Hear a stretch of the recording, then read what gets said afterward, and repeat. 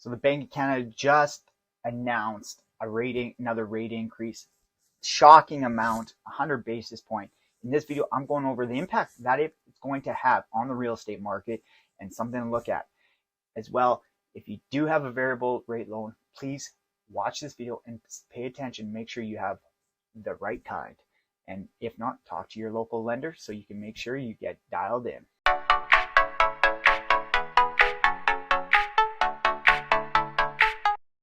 And if you haven't already, please hit that like button and subscribe so you don't miss out on future videos of living in Kelowna. So a huge announcement today from the Bank of Canada, which shocked most speculators with the 100 basis point rate increase. This is the largest increase Canada's seen since 1998. This 1% increase, or 100 basis points, however you want to look at it, is coming from behind the Bank of Canada, and which is trying to control the market and control a lot of the spending that's happening and the rapid inflation that's happening currently in the marketplace.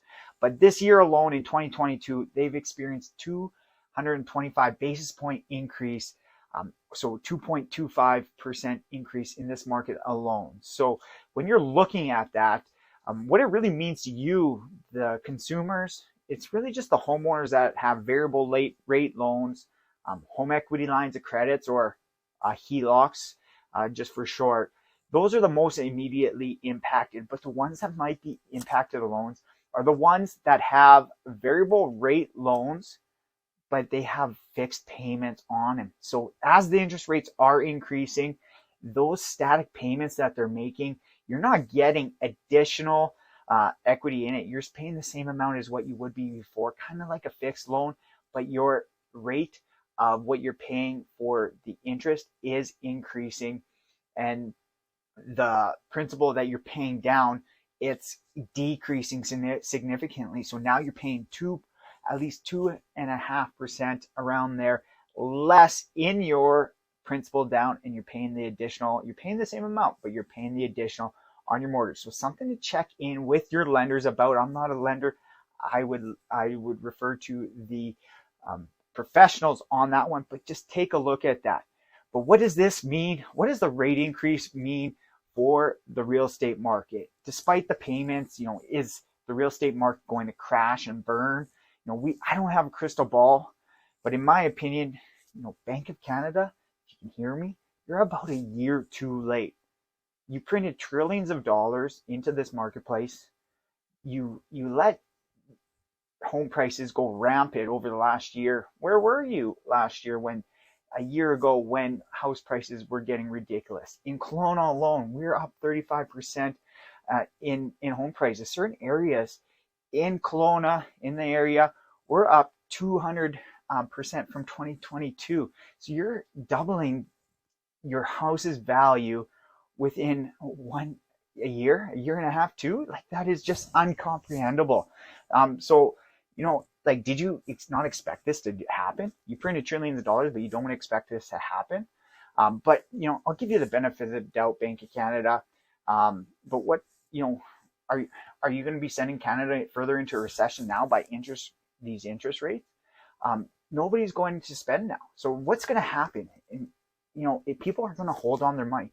If you see what is happening in the stock market, what's happening in real estate, what is happening, a lot of smart people, and richer people than I am, they are cashing out at the moment. There's rapid inflation happening. So holding cash is maybe not the best idea, but a lot of people are putting themselves in a position right now where if and when the market goes down, they are going to, just attack and seize the moment and really just start buying once the market goes down. So similar, like this past week, Rogers communication crashing, maybe that's a precursor to what's going to happen in the real estate market. It's tough to know. There's certain real estate agencies that are expecting a 5% decline in homes. I really, you can't really predict it at this point, because are they going to increase it the next time? Whenever they don't increase it, then we'll have a little bit better idea of how much the market's going to go down. And we're really not going to know the impact of these rate increases for another 12 or 24 more months. So just hold on, people. People aren't spending cash.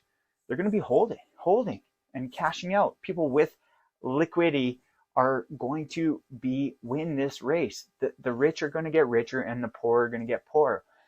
If you look at stock market, if you look at crypto, it's all been hit. People are just putting them in a better position to buy later when things go down.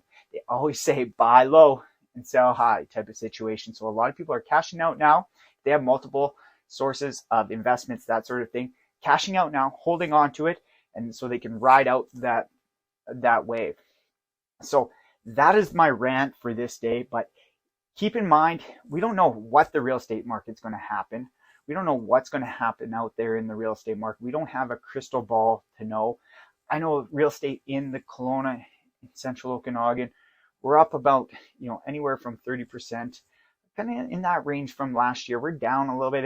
It is softening, but when you talk about homes, that are going to be, you have to live in it. Well, you have to live in it and you have to pay rent otherwise somewhere else to live.